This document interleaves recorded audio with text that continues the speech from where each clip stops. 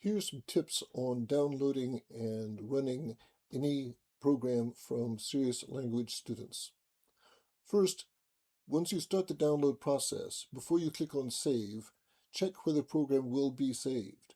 This is important because you want to be able to find the program later, and because program records will be kept in the same folder as the program, and therefore you won't be able to move the program to a different folder later.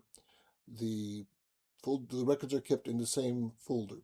So do choose the folder carefully and remember where it is. Then when you hit save, Windows will probably object to the download. The format and language of the barrier varies with the version of Windows, the browser, and the phase of the moon.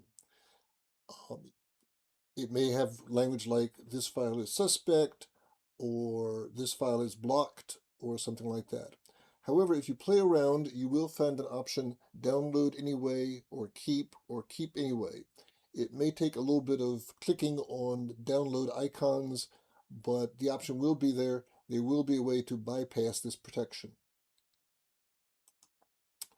Once the file is downloaded, do check and make sure that Windows did not change the name. In particular, Windows, again, as a protection, may have changed it away from a .exe extension.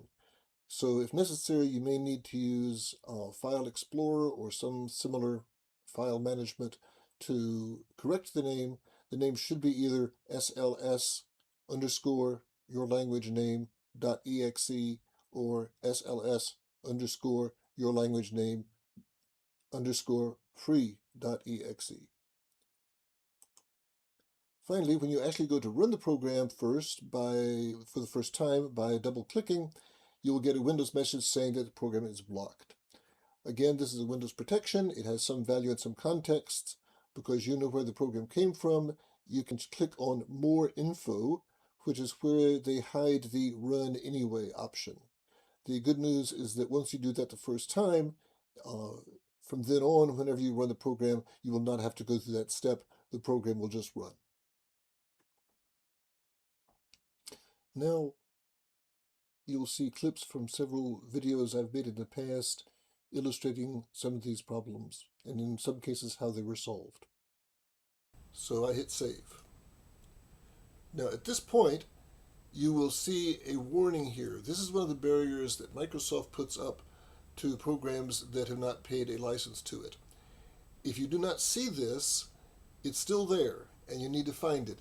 There's a downloads icon that shows you the downloads that are happening, and if you hover over that or click on it, you will then see this window, this warning that says that it's a suspicious download. Click on the arrow, and you'll be given the option download it anyway, and that is what you need to do. Okay, so now you can go back to File Explorer and go to your SLS file, or whatever you've named it, and there's the program, and it's ready to run. One other thing will happen though. If you run it like any program, which is to say double-click on it, you'll get this message. Again, it's a barrier that Windows puts up because a licensing fee has not been paid, and it says that you are protected, and it's not going to run it. But if you choose More Info, then you get the option Run Anyway. Notice that in the folder you created, your record files are also created, and that's why it's useful to have a separate folder for this so that these record files are in their own place and not, for example, sitting in your downloads folder.